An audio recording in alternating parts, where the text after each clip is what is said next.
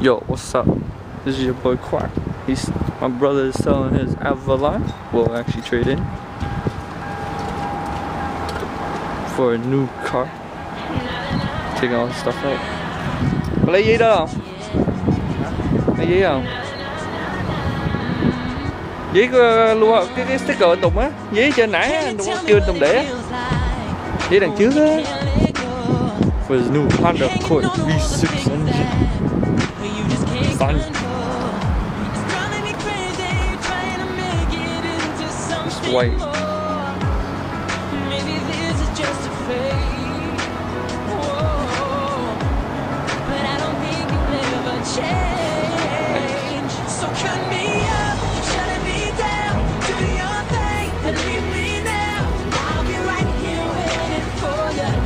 Hey. Gì đó?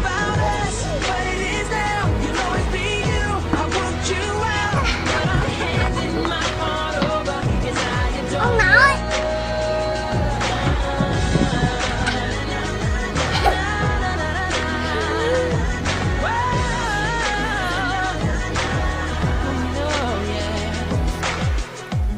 Stick around a little longer before you close that door. And if you can't be any stronger, well, that's what I'm here for. Tell me I'm crazy, that nothing is changing, but I just don't know. I know this ain't a place, yeah. And I know you never change. So cut me up, you shutting me down. Do your thing and leave me now. I'll be right here waiting for you. When the world's got nothing for you. It wasn't about us, but it is now. You know it's me, you. I want you out, but I'm handing my heart over. 'Cause I adore you.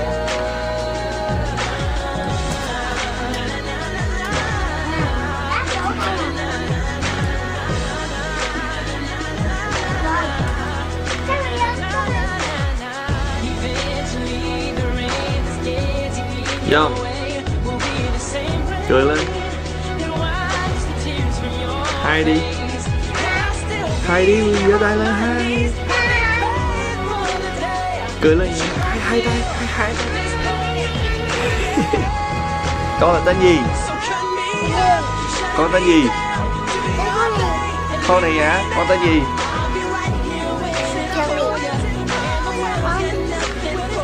Cu Tang, Cu Tang.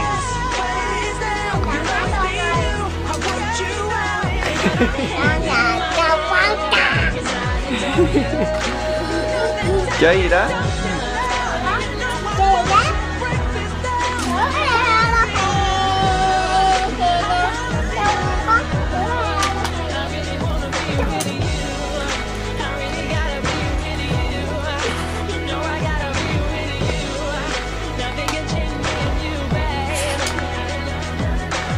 Bye bye đi.